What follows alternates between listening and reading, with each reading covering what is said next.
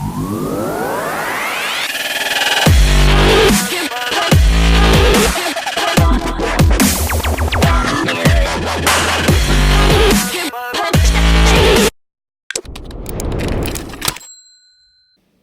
I'm down here at JJ Customs, who have a full range of Traxxas cars, including the TRX6 now in stock, but the one that I've come to take a look at today is the Axial Unimog 6x6.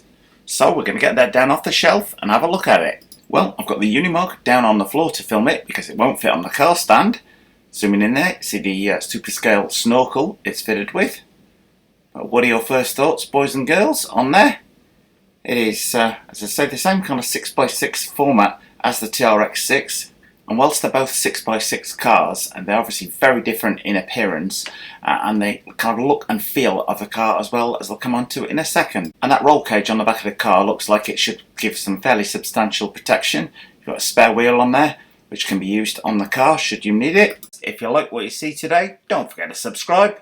To undo the body, you remove the clips underneath, and then the body simply tilts back like that. Very, very neat feature indeed. I love cars that have this on there. We've got LED headlights on the front. Scanning down the inside of the shell, you'll see the bottom of that cage, and there we are in just a second. That's the bottom end of the roll cage, and you'll note the rear lights down there as well. So have a quick scan down the car, and you see it's very, very different in its look and feel to the Traxxas TRX6, which has the huge mudguards in there. As I say, LED lights built in the front. Well, starting at the front and moving on back, on the left there we have our battery tray, XT60 connector linking to the ESC on the right hand side there, and we have a waterproof receiver box on the right there, and the Dynamite ESC feeds the power to the brushed motor on there, just single speed gearbox on this car, not 2-speed like the Traxxas TRX6 is. Now here's where things differ greatly from the TRX6, because on the TRX6 you've got the crud guards hiding away all of the drivetrain on there, so none of that is exposed on the TRX6, but then that does add weight to the car, as the Axial is quite a bit lighter when you pick it up compared to TRX6. We've got fully adjustable shocks on there. Now here is where the two cars differ the most. The rear two wheels on this car have been bolted on an extension to the existing Axial SCX10 chassis platform. Now, I'm not saying that's a bad thing, it's just something that you should be aware of. It's a key difference between the two cars. Now, when it comes to the wheels and tyres, no beadlock wheels, but we've got a very aggressive tyre tread pattern indeed. It has an XT60 battery connector.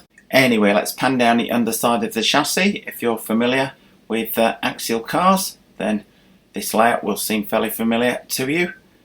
A traditional full-length setup on there. No, that smooth plate on the bottom, there's not a lot going to catch on that, although I think it could have been smoother to either side of there.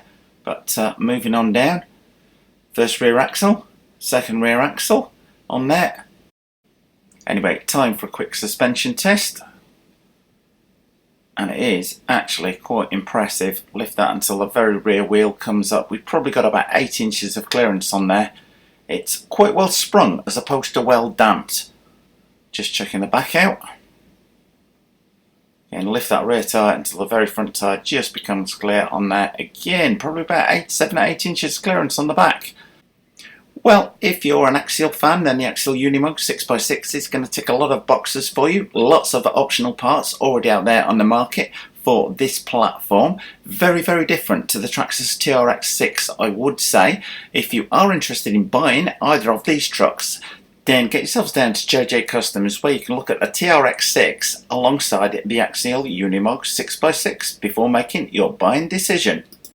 Well, thumbs up if you like this video, guys. Post any comments you might have in the comment section below the video, and hit the circle below to subscribe. And if you do hit the circle, don't forget to hit the bell.